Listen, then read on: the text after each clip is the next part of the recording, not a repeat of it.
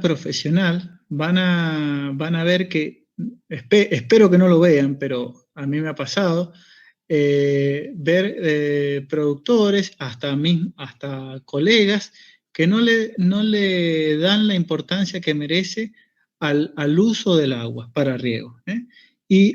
¿Por qué? Porque quizás es un recurso barato, más cuando es agua de turno, cuando es agua de perforación, bueno, ahora con los costos de la energía eléctrica se están cuidando más, pero pensemos más allá de la actividad comercial, que es un cultivo. Pensemos que el agua que nosotros desaprovechamos no la puede utilizar la población en otros usos.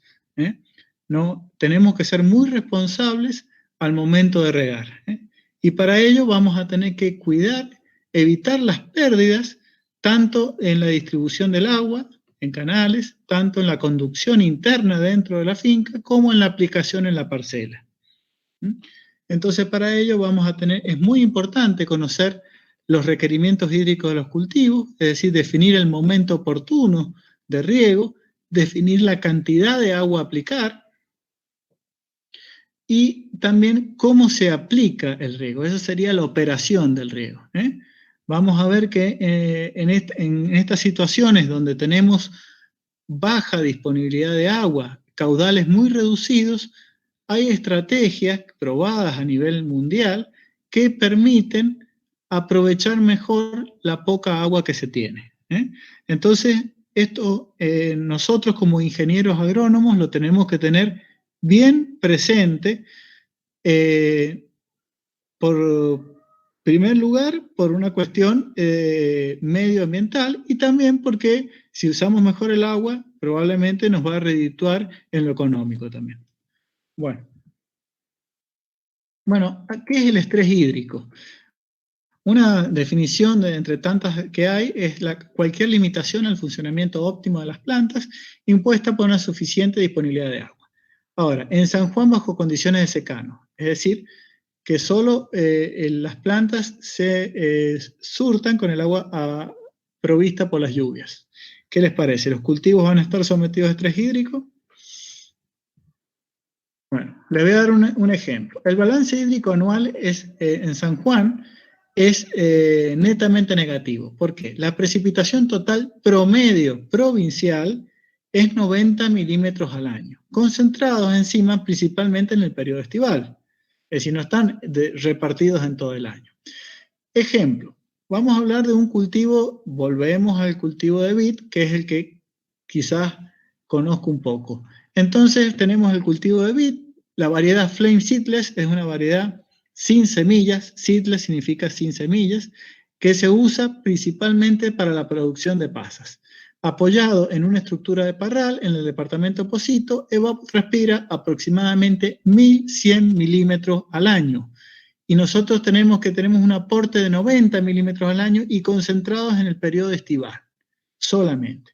Es decir, el consumo del cultivo es 12,2 veces lo que puede aportar la lluvia total, que es recordar que la precipitación efectiva es menor. Es decir, un déficit hídrico anual superior a los 1.000 milímetros. Eso significa que en nuestras condiciones el riego es fundamental. No podemos pensar en un cultivo si no tenemos agua.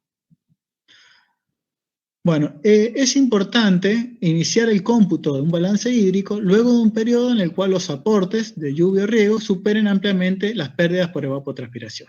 Es decir, que es preferible que el suelo se encuentre en capacidad de campo y a partir de allí hacer el balance. Bueno, sigamos.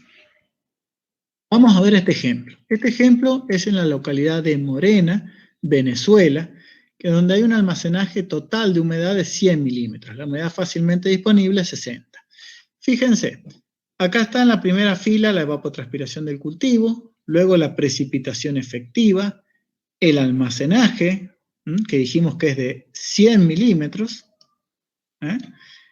y después el balance nos va a decir si hubo exceso o déficit. Bueno, en el primer caso, evapotranspiró 154. y el aporte efectivo de agua fue de 73.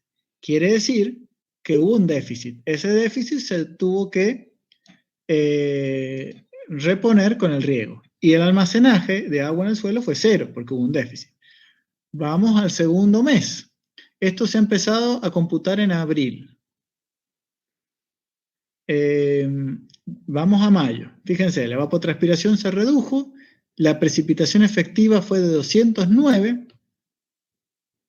y el almacenaje de 87. Es decir, que la diferencia acá, la precipitación efectiva fue notablemente superior a la evapotranspiración del cultivo y la diferencia se almacenó en el suelo. ¿Hubo exceso? No, porque el almacenaje de 100 milímetros, acá tenemos 87. ¿Hubo déficit? Tampoco. Si el aporte por precipitación fue mayor a la evapotranspiración, no puede haber habido déficit. Sigamos avanzando un mes más. Estamos en junio. Tenemos una evapotranspiración de 101 milímetros y una precipitación efectiva de 273. ¿Qué significa? El agua aportó la totalidad del consumo y hubo 172 milímetros de exceso. Entonces, de estos 87, llegamos al 100 milímetros, o sea, la capacidad total del almacenaje del suelo está cubierta, y hubo un exceso de 159 milímetros. Entonces, hubo exceso, y obviamente, si hubo exceso, no hubo déficit.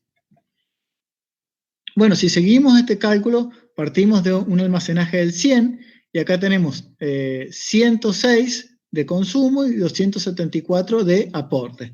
Entonces acá también se aportó la totalidad de lo consumido y sobró 168 milímetros que figuran acá como exceso. Este exceso se pierde por percolación profunda y o por escurrimiento superficial. Bueno, acá también ocurre lo mismo. No, tenemos un excedente de 133 y así durante estos meses de junio, agosto, septiembre. Bueno, ¿qué ocurre acá? Tenemos 100 milímetros almacenados, la totalidad del almacenaje, pero el aporte por precipitación es 10 milímetros inferior al consumo. Entonces, acá se consumieron 10 milímetros que estaban almacenados. Bueno, y acá tenemos un aporte de 43 de precipitación, pero el consumo es de 117. Y dijimos que el 60 milímetros es lo que puede aprovechar fácilmente el cultivo. Entonces fue necesario aplicar 24. Y así sucesivamente. Fíjense que si nosotros vemos el global, decimos, la evapotranspiración es 1498, la precipitación es 1542, perfecto, estamos cubiertos todo el año.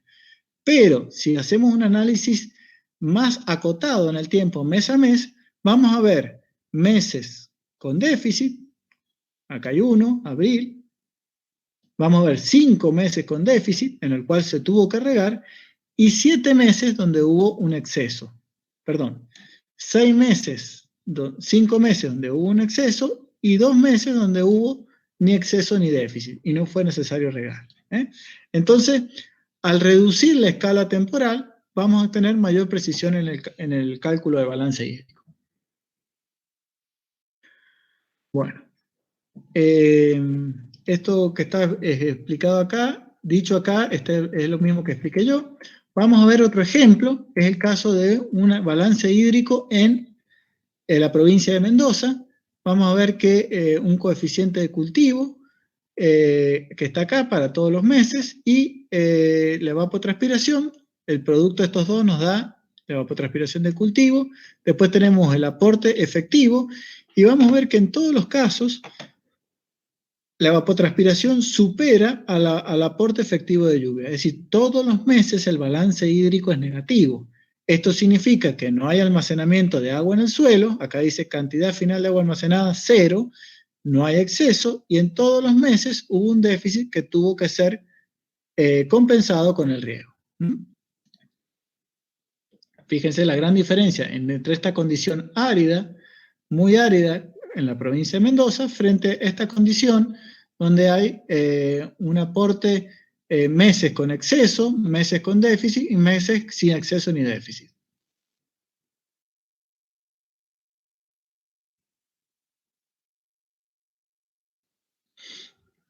Bueno, fíjense este sería un ejemplo de un riego integral.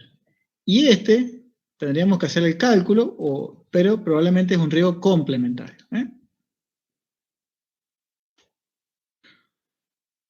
Bueno, medición del estado hídrico del cultivo. Esto es el potencial hídrico de la planta, es una medida del estado de hidratación de la misma. La cámara de presión de Scholander aplica presión sobre una hoja o una rama pequeña cortada que se encuentra en una cámara herméticamente cerrada hasta que aparece, se aplica presión a través de un gas a presión, que aparece una gota por el extremo del tallo o pecíolo.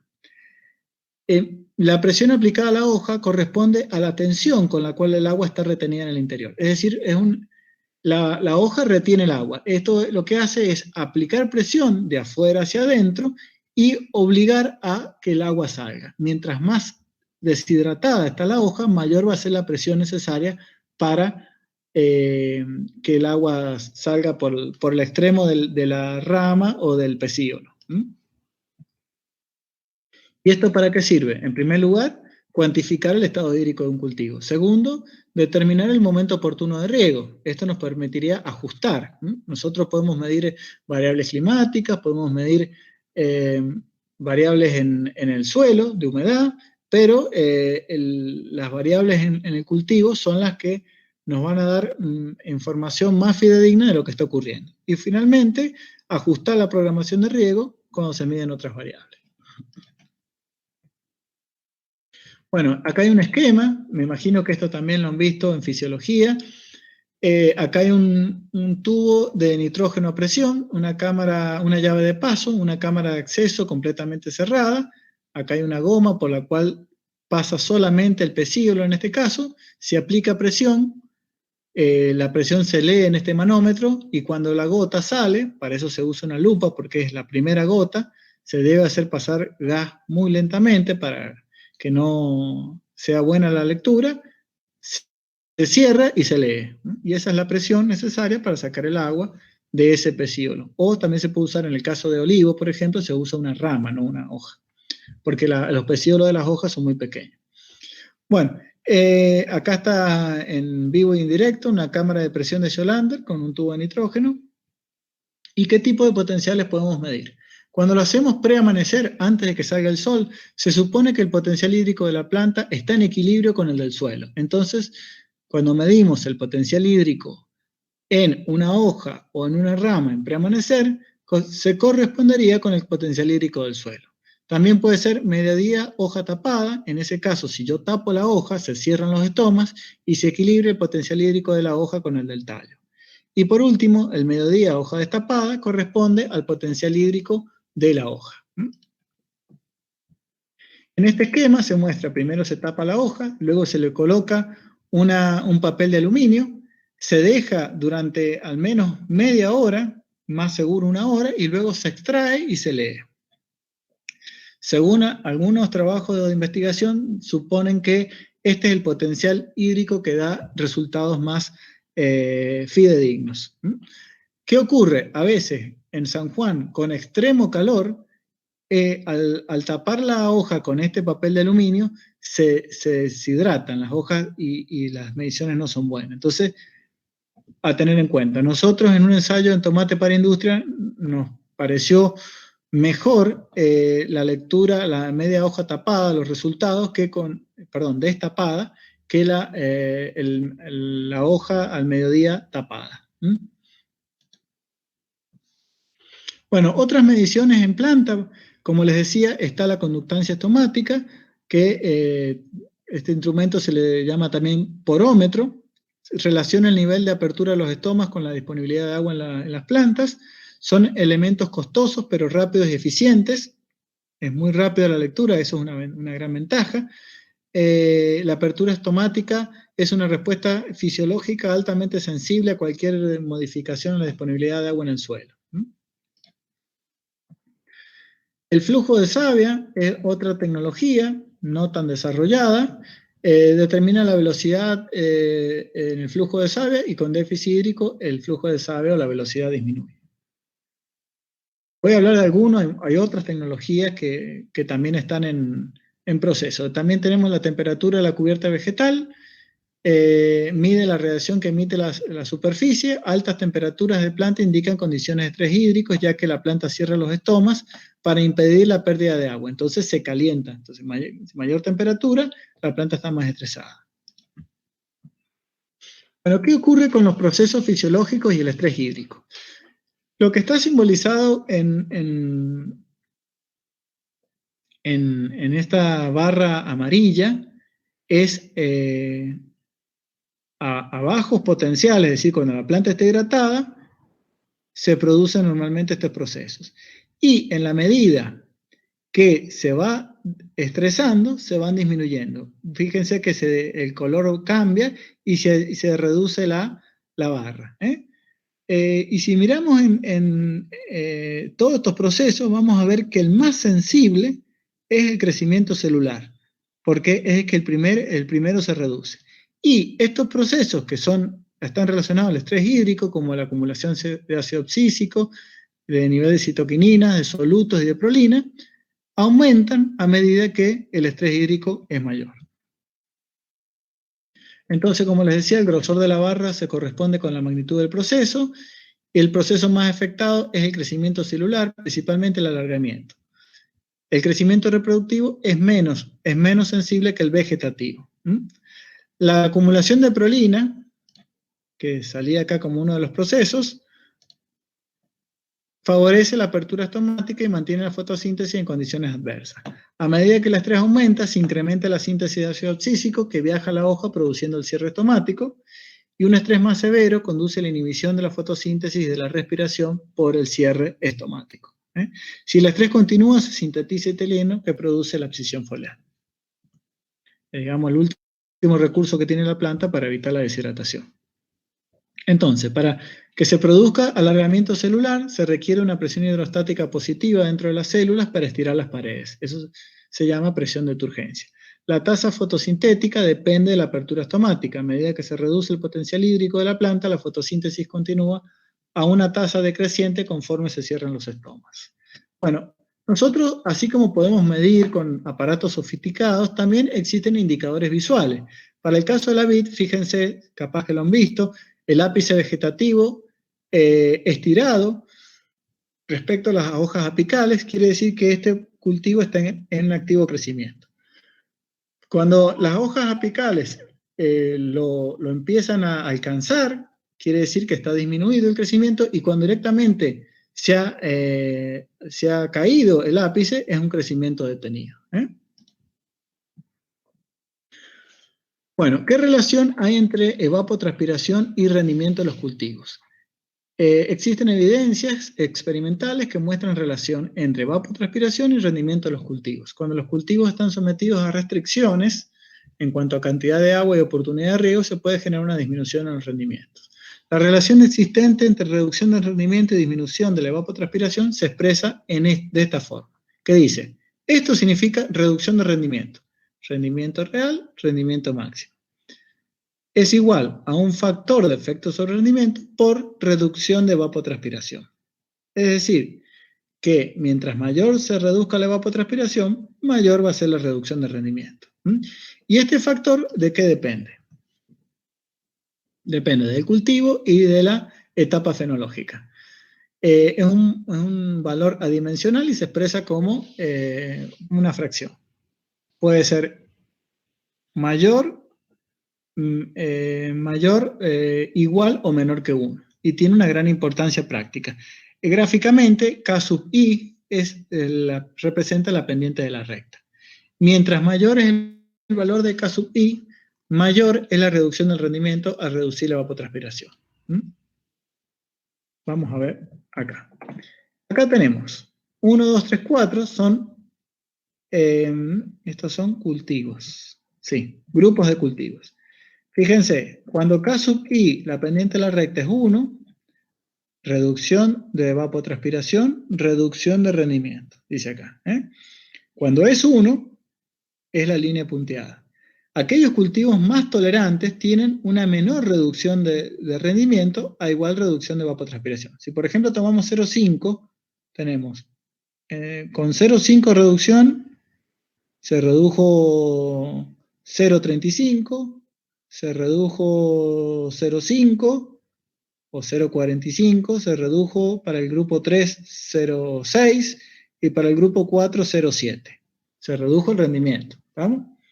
Entonces aquí tenemos grupos desde los más tolerantes a los más sensibles. El rendimiento de los cultivos del grupo 1 es el menos reducido ante la disminución de la evapotranspiración.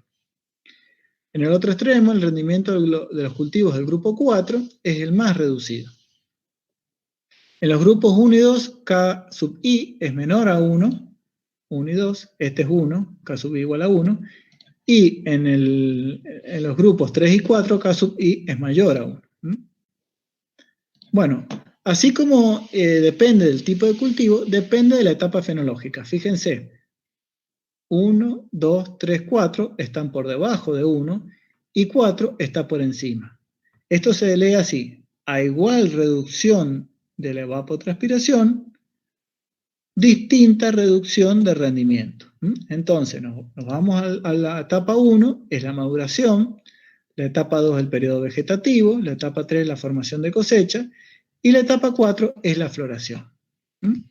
Entonces, la etapa 1, 2 y 3, K sub I es menor a 1, 1, 2 y 3, y en la etapa 4, que es la de floración, K sub I es mayor a 1, es la más sensible. Entonces, mientras mayor sea el valor de K sub I, es más sensible, ya sea que hablemos de cultivos o de etapas fenológicas.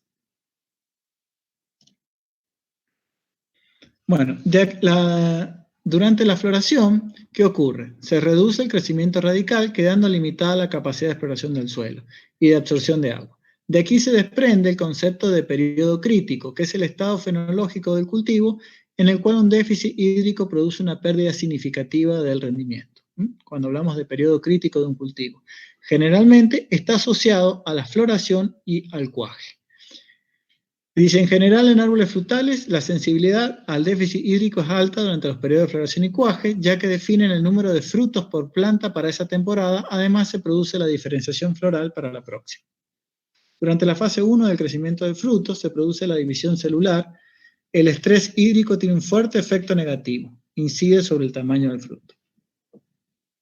En este gráfico dice sensibilidad de los diferentes árboles frutales a los periodos de déficit hídrico. Fíjense, floración, fase 1, fase 2 y fase 3. Floración y fase 1, en la mayoría, están en color negro. ¿Qué significa? Que la sensibilidad es alta al déficit hídrico. Después tenemos la fase 2, está en color moderado, en este reticulado que dice que es moderado, salvo acá en los duraznos tempranos o en los duraznos tardíos, y luego en la fase 3, que ya sería la fase de cosecha, tenemos un color blanco o reticulado, donde el déficit hídrico es, la sensibilidad al déficit hídrico, perdón, es moderada a baja.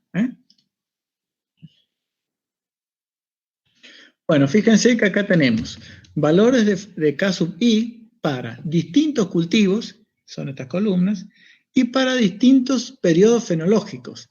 Y está dividido en periodo vegetativo, inicial, final, floración, formación de cosecha, maduración, periodo vegetativo total. Entonces, si analizamos, por ejemplo, el caso de frijol, o para nuestro, sería para, o de un poroto, tenemos un periodo vegetativo, el K sub I de 0,2, poco sensible, en floración es 1,1, muy sensible, 0,75, moderadamente sensible, y en maduración 0,2, poco sensible. Entonces, ¿qué ocurre? Si nosotros tenemos una cantidad limitada de agua, si nosotros sabemos cuál es el efecto sobre el rendimiento, y podemos decir, bueno, en este momento no le debe faltar agua al cultivo.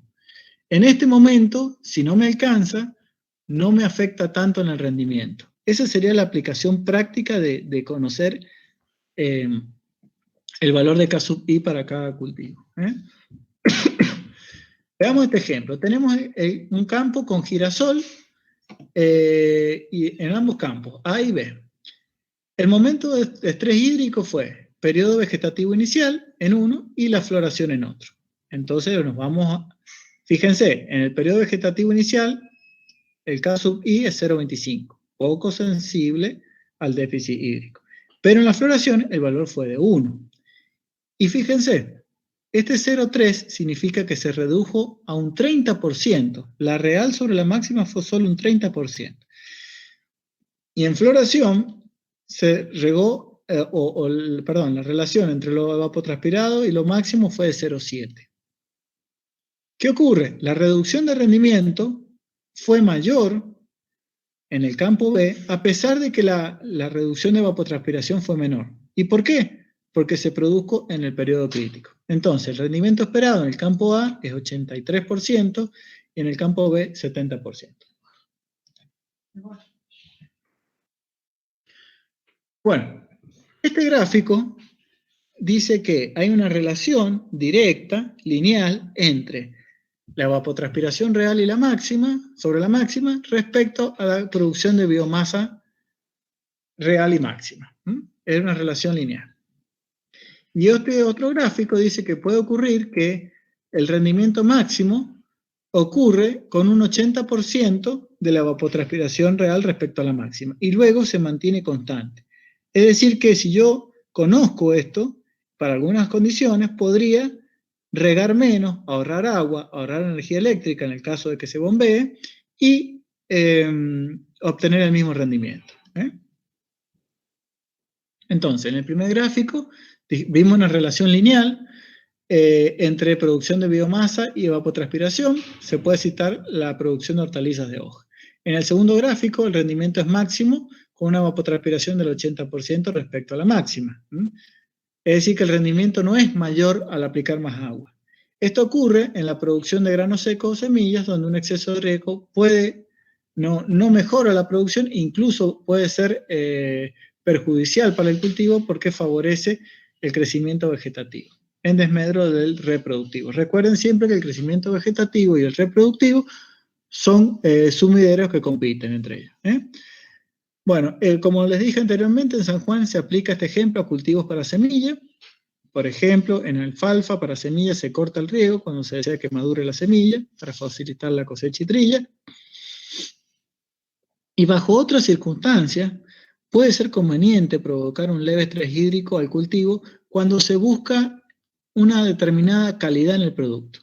Creo que es de amplio conocimiento la aplicación de estrés hídrico durante el periodo de envero a cosecha en vid para mejorar la calidad de la uva para vinificar.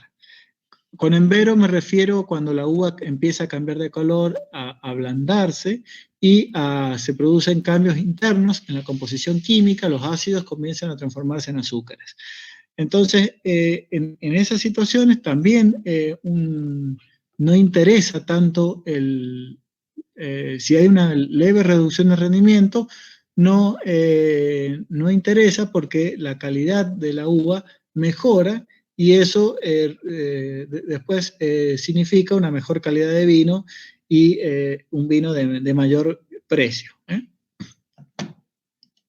Como para dar un ejemplo. También se podría citar el caso de aplicación de un estrés hídrico en el caso del olivo, cuando es aceitunas para aceite, para extracción de aceite, cuando se está cercano a la cosecha, se aconseja, o el manejo habitual es reducir la cantidad de agua aplicada a pesar por debajo de la ETS máxima, porque de esta manera la producción de aceite no se altera y se mejora la extractabilidad de la misma, porque al aceite al tener menos agua hay mayor rendimiento industrial. Ese podría ser otro ejemplo local. Bueno, este término, que se llama eficiencia de uso del agua, es muy utilizado porque relaciona la producción con la cantidad de agua utilizada para alcanzarla. Bueno, la producción puede expresarse de distintas formas: peso de fruto, volumen de aceite, peso de materia seca, entre otros, peso de semillas, y la cantidad de agua aplicada se suele expresar en milímetros o en metros cúbicos. Indudablemente, es preferible utilizar la menor cantidad de agua posible para obtener una producción rentable. Esto se fundamenta tanto en lo económico, como lo hemos mencionado, como en lo ecológico. Las actividades agrícolas deben ser sustentables, es decir, que deben utilizar los recursos, pero preservar los mismos para el uso por las generaciones futuras. Preservarlos tanto en cantidad como en calidad.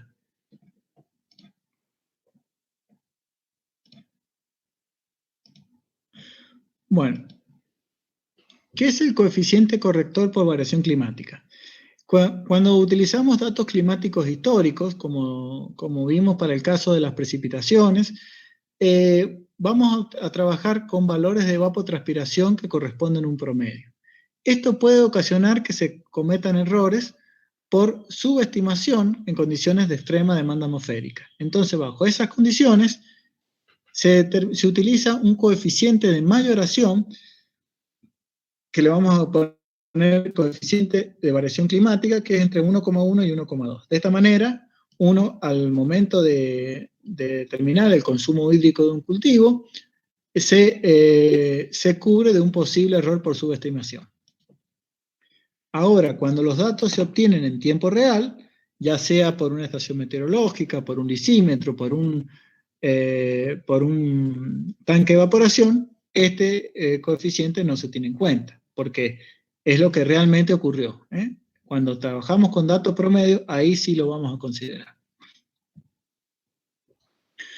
Bueno, la programación o calendario de riego, ¿qué define? El intervalo de riego, cuándo regar, en el caso de qué día tengo que regar, y el volumen de riego es cuánto regar, qué cantidad de agua voy a aplicar en cada riego. Entonces, volviendo a lo que se mencionó más temprano, antes de regar, es muy importante efectuar un estudio de suelo detallado para identificar la variabilidad espacial de los suelos, a fin de definir los cuarteles. Fíjense, en este estudio surgió que los suelos, las texturas son suelo franco, franco arenoso y suelo arcilloso. Entonces, los cuarteles se han diseñado de manera que respeten la diferencia textural entre los mismos. Porque si nosotros mezclamos en un mismo cuartel, por ejemplo, un suelo franco arenoso y un arcilloso, sabemos que las características físicas de los suelos relacionadas al riego son muy distintas y vamos a generar o una situación de estrés hídrico, si regamos según el suelo arcilloso, o una situación de anegamiento, hipoxia, anoxia, si regamos según el suelo arcilloso. Perdón, si regamos según el suelo franco-arenoso. Bueno, entonces esto, acá lo que debemos definir son las parcelas agronómicas homogéneas, es decir, aquellas que presentan las mismas características de suelo, de cultivo, de variedad. En una oportunidad, con el INTA, fuimos a evaluar un equipo de riego por goteo en viñedos, y resulta que se cometió un error al momento de diseñar porque se mezclaron en una misma operación, es decir, operación se llama a la superficie que se riega simultáneamente en goteo, se mezclaron cultivos nuevos, recientemente plantados, con cultivos en plena producción. Entonces, la operación se hizo toda la distribución de los microtubos para regar de esa manera, y se tuvo que perder la automatización del riego porque no se podía regar de igual forma. La lámina consumida por un cultivo en plena producción era muy superior a la de un cultivo pequeño. Entonces se estaba generando condiciones de hipoxia y de lavado de nutrientes en los cultivos nuevos porque se estaban aplicando grandes láminas que no lo necesitaban. Por eso, al momento de no tener en cuenta el tipo de suelo, sino también el cultivo, la edad del cultivo, los tipos de cultivo y la variedad, porque también puede ocurrir que entre variedades haya una gran diferencia de consumo. Bueno, también depende mucho del destino. Por ahí, como recién hablamos, tenemos una variedad que es para vinificar y una variedad conducida en espaldero y una variedad para producción de uva en fresco, apoyado en una estructura de parral. Entonces, la arquitectura de la planta es distinta y el consumo hídrico también. Entonces, no lo debemos mezclar en la misma operación y regarlo de igual manera. Bueno, entonces para programar el riego, acá hay un resumen que tiene en cuenta. Hay que considerar datos de suelo, datos de cultivo y datos climáticos. Ahí todos los datos, todas las cosas que hemos venido hablando, textura, estructura, infiltración, pH, capacidad de campo, punta de marchitez, capacidad de almacenaje, eso determina la capacidad de almacenaje o lámina disponible y según el factor de aprovechamiento, la lámina de reposición. En cuanto al cultivo, es necesaria la profundidad de raíces, la especie y variedad, eso nos determina el coeficiente de cultivo, y en cuanto a datos climáticos, la estación meteorológica, manual automático o el tanque de evaporación, nos determina la ETO. Luego, con el coeficiente de cultivo vamos a calcular las necesidades netas de riego y las necesidades netas acumuladas. Acá tenemos las necesidades brutas, vamos a tener en cuenta la ineficiencia del sistema, el requerimiento de lavado, y finalmente para determinar el tiempo de riego, que dependerá del caudal, de la superficie a regar, y en el caso de un sistema de riego por goteo, de la intensidad pluviométrica del sistema. Entonces, para efectuar la programación, podemos hacer mediciones de variables climáticas, de estado hídrico del cultivo y de humedad del suelo. La situación ideal sería cruzar la información de las tres fuentes para decidir la programación, pero bueno, eso implica contar con un equipamiento y con personal capacitado que no todas las fincas lo pueden solventar. Pero si utilizamos alguno de estos criterios, es mejor que regar a ojímetros, es decir, no, está seco, reguemos, ¿cuánto regamos? No, le falta ponerle un poquito más, eso no sirve, tenemos que medir. Nosotros podemos controlar el riego siempre y cuando podamos medir. Bueno, voy a hacer una aclaración porque lo he dicho anteriormente, pero lo vamos a llevar a un caso práctico. Normalmente en San Juan, un perfil de suelo tiene variabilidad textural. Es decir, que hay distintas capas de suelo que puede ser que el cultivo, por la profundidad radical, explore esas capas. Entonces, veamos este ejemplo. Tenemos una profundidad de raíces de 0,9 metros, 90 centímetros. Y la descripción del perfil es de 0 a 30, franco, de 30 a 70, franco arcilloso, y de 70 a 1 metro, franco arenoso. La fracción de aprovechamiento es 0,5. Entonces, debemos calcular, esto es capacidad de campo, menos punta de marchitez, por el PEA, por la profundidad de la capa. Esos 300 los saqué de acá, de 0 a 30. Acá la profundidad de la capa es 40 centímetros. Y obviamente los valores de capacidad de campo, punto de marchitez y PEA variaron. Lo único que se mantiene constante, fíjense, es el factor de aprovechamiento. Y la capa 3, si bien tiene 30 centímetros de espesor, la profundidad radical alcanza los 90 centímetros. Entonces lo que a nosotros nos interesa son solo 200 milímetros o 20 centímetros. Está resaltado en rojo para que vean y no se confundan. Y luego, la lámina de reposición total va a ser la sumatoria de la lámina de reposición de cada capa. Bueno, si nosotros simplificamos el balance hídrico, vamos a tener que la pérdida es por evapotranspiración y los aportes van a ser por precipitación efectiva y aporte capilar o ascenso capilar. Para calcular el intervalo de riego, la necesidad neta de riego se expresa en milímetros por día. Entonces tenemos milímetros, lámina de reposición, dividido milímetros por día. Eso me dice, hay que regar cada tantos días, si trabajamos con valores promedio. Bueno, los suelos arenosos sabemos que tienen poca retención de agua, entonces la lámina de reposición es pequeña y una alta infiltración. Hay que regarlos con más frecuencia, con menor lámina, y tienen muy buena aireación. En el caso contrario, los suelos arcillosos tienen alta retención de agua, la lámina de reposición es grande, los riegos deben ser más espaciados en el tiempo y con mayor lámina. Pueden presentar problemas de aireación. Bueno, ahora, ya definimos el intervalo de riego. Ahora tenemos que calcular el tiempo de riego.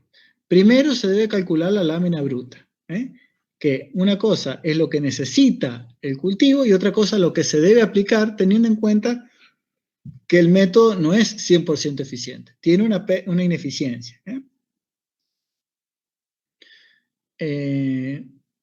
Entonces, acá tenemos que lámina de reposición es igual a, lámina bruta es lámina de reposición sobre 1 menos alfa. Alfa es el coeficiente de pérdida. Es el mayor valor en tanto por 1 entre las pérdidas de agua por percolación profunda y el requerimiento de la exhibición. Recuerden que la percolación profunda dijimos que era una pérdida, pero a la vez era necesario para lavar las sales. Y el requerimiento de la exhibición era un excedente de agua necesario para mantener el equilibrio salino en la rizósfera. Entonces, en riego gravitacional se pueden producir pérdidas por percolación profunda, si el riego es estanco, cuando está bloqueado el agua al pie, es decir, llega al pie y no sale de la parcela, o se pueden producir pérdidas por percolación profunda y escurrimiento al pie. Sería el caso de riego con caudal circulante. Cuando la pendiente es pronunciada, generalmente de 0,3% en adelante, se tiene que regar con pendiente al pie. ¿Por qué? Porque se debería hacer un bordo muy grande para contener el agua. Entonces se tiene que dejar abierto el pie y una vez que llega al pie, se debe seguir regando el cultivo. Eso se llama riego con caudal circulante. Estos conceptos los vamos a ver en más detalle en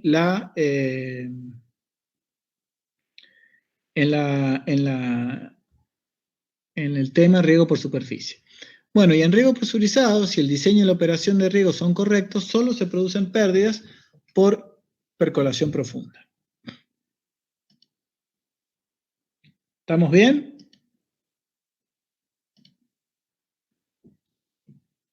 Sí, profe. Sí, profe. Bueno, ya falta poco. Bueno, entonces, como les dije, vamos a comparar la percolación profunda con el requerimiento de lavado. Si la percolación profunda es mayor al requerimiento de lavado, entonces alfa es igual a la percolación profunda, que es igual a 1 menos eficiencia de aplicación. Ahora, si la percolación profunda es baja, es menor al requerimiento de lavado, alfa es igual al requerimiento de lavado. Es decir, se elige alfa es el mayor de estos dos valores. Y en ese caso, la eficiencia de aplicación se debe disminuir para lavar sales. Generalmente, en riego gravitacional estanco, las pérdidas por percolación profunda superan el requerimiento de lavado. Es decir, la ineficiencia del sistema lava el exceso de sales. Bueno, cuando el riego con caudal circulante se complica un poco. ¿Por qué? Porque acá yo tengo dos tipos de pérdidas, escurrimiento al pie y percolación profunda. Pero siempre tengo que comparar el requerimiento de lavado con la percolación profunda. Lo que está ahí. Si la percolación profunda es menor al requerimiento de lavado, alfa va a ser igual al requerimiento de lavado más la pérdida por escurrimiento. Todo en tanto por 1. Si la percolación profunda es mayor, entonces vamos a tener que alfa es la percolación profunda más el escurrimiento, es decir, 1 menos la eficiencia de aplicación. Esto lo vamos a seguir viendo en el tema riego por superficie, por si no les queda claro. Bueno, esto así, solo para recordar, el requerimiento de lavado ya lo vimos, en riego gravitacional de aspersión es este. Recuerden que esta es la conductividad eléctrica del agua y esta es la conductividad eléctrica del suelo máxima que tolera el cultivo sin reducir rendimiento. Y esta es la que se utiliza en riego por goteo. Bueno, acá dice, tolerancia de los cultivos a la salinidad en relación con la disminución del rendimiento. Nosotros generalmente vamos a trabajar con la columna, la primera columna, donde el rendimiento la reducción del rendimiento es 0%. Fíjense cómo el valor es distinto según el cultivo. Por ejemplo, el olivo, que es un cultivo muy importante para la provincia, tiene un valor de 2,7. Entonces, ¿este valor cuál es en la ecuación? Este. Este. Y este es la salinidad del agua. Mientras mayor sea la tolerancia, menor va a ser el requerimiento.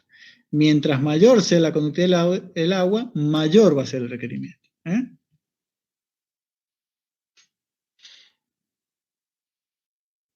Bueno, esos valores, como siempre les digo, son de referencia. Lo ideal es tener valores específicos para el cultivo y variedad en estudio. Bueno, sigamos. Bueno, lo que les decía recién, un riego estanco es ineficiente y la percolación profunda es mayor que el requerimiento de lavado. Bueno, ¿qué ocurre cuando hay escasez de agua? Bueno, en cultivos perennes se puede optar por el lavado de sales en invierno, que es cuando existe mayor disponibilidad de agua. Y en cultivos anuales y en condiciones de escasez de agua, se puede lavar cuando no hay cultivo. Esto lo dije más temprano, pero teniendo en cuenta que puede haber una reducción de rendimiento. Porque si la salinidad supera el máximo tolerado por el cultivo. Bueno, finalmente llegamos a calcular el tiempo de riego. Esta ecuación es aplicable a riego gravitacional, donde tenemos la lámina bruta por la superficie que se está regando dividido el caudal de ingreso. Esta superficie podríamos calcular la superficie total del cuartel o la superficie de la unidad operacional de riego. Por ejemplo, generalmente cuando ustedes, quizás alguno lo ha visto cómo se riega un cultivo por superficie, no se riega el cuartel completo, se riega por sectores. Ese sector que está conformado por X cantidad de surcos o de melgas se llama en la jerga tapada. La tapada, el tamaño de la tapada dependerá del caudal que viene por la sequía. Mientras mayor el caudal, puedo regar tapadas más grandes y mientras menor el caudal, deberé regar tapadas más chicas. Bueno, entonces, fíjense las unidades. Metro cuadrado y metro cúbico por minuto por segundo nos va a dar el tiempo en minutos, horas, segundos, lo que que lo que queramos. Nosotros le vamos a decir al regador, usted tiene que regar esta parcela tantos minutos o tantas horas, dependerá el caudal y el tamaño de la parcela o de la tapada.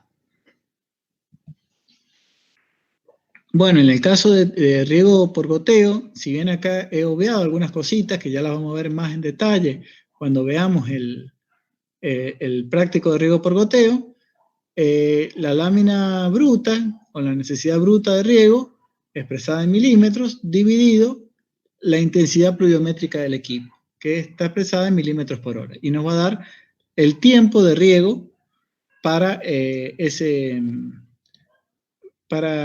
cultivo en esa situación. Sigamos. Bueno, fíjense, esto dice eficiencia de aplicación en diferentes métodos de riego. La eficiencia de aplicación, en el caso de sean melgas o surcos, son rangos, valores de referencia, volvemos a lo mismo. Ustedes pueden medir a campo valores mejores si controlan muy bien las variables, caudal y tiempo, longitud, pendiente. Después viene el caudal discontinuo, que cuando veamos riego por superficie se los voy a mencionar de qué se trata. El riego por aspersión, el riego por microaspersión y el riego por goteo. De arriba hacia abajo, la tecnificación del riego es mayor y como ven, la eficiencia de aplicación es mayor. Que dijimos que la eficiencia de aplicación es del total de agua aplicada, la fracción o el porcentaje que queda disponible para el proceso evapotranspiratorio. Fíjense en el caso de goteo, qué eficiente que es el método. Bueno, otro término importante en riego es el de lámina neta. También se llama lámina consumida o almacenable. Este dato lo vamos a utilizar cuando hagamos evaluación de riego por superficie. Entonces, cuando hagamos diseño de riego por superficie, programación de riego por superficie, vamos a utilizar el término lámina de reposición. Y cuando hagamos cuando hagamos evaluación, lámina neta, consumida o almacenable. Son sinónimos, acá está. ¿Y cuál es la diferencia con la anterior? Que es la capacidad de campo menos la humedad actual, es esto.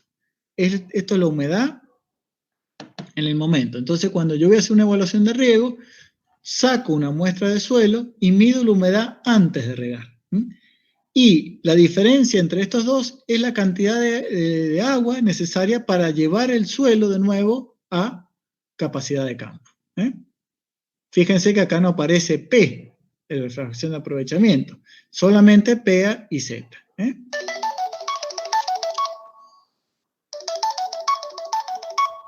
Perdón.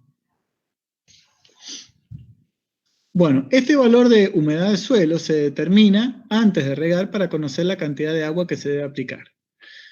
Es importante en una evaluación de riego, como les decía. ¿Y qué es la lámina remanente? Es la humedad actual menos el punto de manchitez permanente, es decir, el agua que quedó antes de regar también, por PA por Z. Vamos a ver un ejemplo. Un cultivo de vid para consumo en fresco, superior seedless, 2,5 hectáreas en Pocito, La Rinconada, 8 años, un marco de plantación de 3 metros por 3 metros. Aclaro para que tengamos siempre el mismo criterio. Cuando hablamos de marco de plantación, siempre vamos a nombrar primero la separación entre hileras y luego la separación entre plantas. Entonces, en este caso es un marco cuadrado. Pero en otras situaciones no va a ser así. Entonces, esta es la separación entre hileras y esta es la separación entre plantas. La profundidad de raíces es 0,6 metros. El sistema de riego es melga sin desagüe al pie, o sea, riego estanco. El caudal de riego es 50 litros por segundo, que equivale a 180 metros cúbicos por hora. Eficiencia de aplicación es el 60%, como el riego es estanco, tenemos una percolación profunda del 40%. El requerimiento de lavado es del 5% o 0,05. Y dice que la finca posee un tanque de evaporación tipo A que se lee todos los días. Eso me permite tener el dato de evapotranspiración del día anterior, es decir, regar en tiempo real, no con datos promedios históricos. Esto es más preciso, pero bueno, implica tener un instrumental y una persona que lea diariamente. ¿Qué características tiene el suelo? Franco arcilloso, ahí está en la capacidad de campo, punto de marchitez, peso específico aparente. Entonces, la lámina disponible total, dijimos que es la capacidad de campo menos el punto de marchitez. No lo dividimos por 100 porque está expresado en tanto por 1, por el PA por Z. Bueno, y a este valor, la fracción de agotamiento en este caso es 0,15, nos da 14 milímetros. Bueno, entonces, fíjense, acá está la evaporación del tanque, multiplicado por el coeficiente del tanque, nos da la evapotranspiración del cultivo de referencia, multiplicado por el KC, nos da la necesidad neta de riego parcial, 2,9.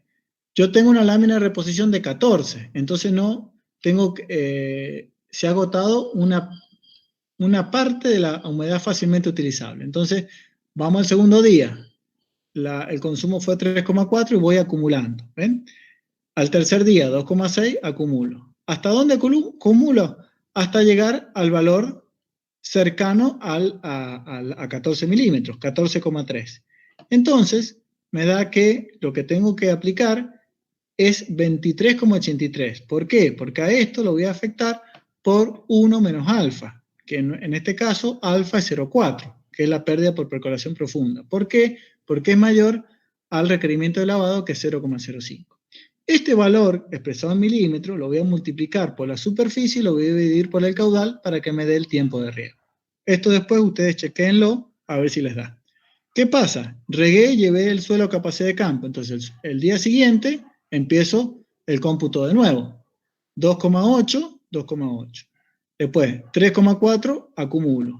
Y así hasta llegar de nuevo a 14 o cercano a ese valor. ¿Qué va a ocurrir? Que no nos va a dar la misma diferencia de días entre un riego y el otro, porque depende de las condiciones de climáticas. ¿Qué pasa si veníamos con un día caluroso, regando muy seguido, y de repente, como ocurrió ocurrió en estos días, se nubló, hizo frío, bueno, el consumo hídrico se redujo, entonces eso va a distanciar en el tiempo los riegos.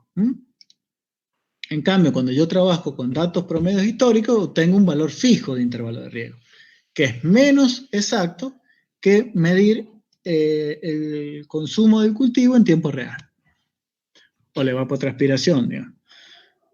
Bueno, si nosotros tenemos que establecer un criterio, porque no nos va a dar justo, en este caso 14, entonces podríamos decir, para cultivos anuales, un rango de tolerancia de más o menos 5% y para cultivos perennes de más o menos 10%. Es decir, que el acumulado que nos dé más o menos 10% regamos y más o menos 5% regamos en el anual. Bueno, cuando la necesidad neta acumulada se encuentra en ese rango, es el momento de regar. Luego, a partir de ese valor, se calcula la necesidad bruta de riego. Fíjense que acá fue 14,3 y acá fue 14,1. Es decir, que variaron los valores y varió el tiempo de riego. Acá es muy parecido el tiempo de riego, pero a veces puede ser más distinto.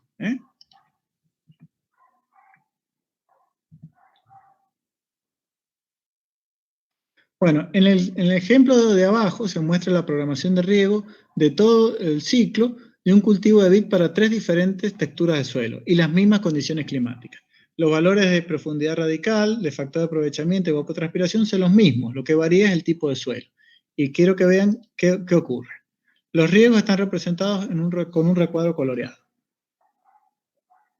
Miren, un cultivo de vid conducido en parral, tenemos textura fina, esto en octubre. Textura media y textura gruesa. Cada recuadro es un riego. 7 riegos, un suelo pesado, un suelo medio, 11 riegos, un suelo liviano, 13 riegos. Ahí ¿qué quiero mostrar con esto?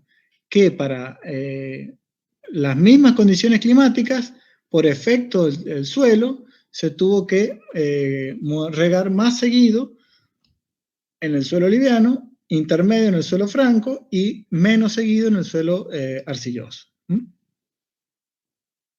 Bueno, esa es alguna de la bibliografía consultada. El trabajo práctico se los voy a estar enviando, tanto la guía general, para que les sirva para resolver la ejercitación de cada comisión, como la práctica de cada comisión. ¿Tienen alguna duda?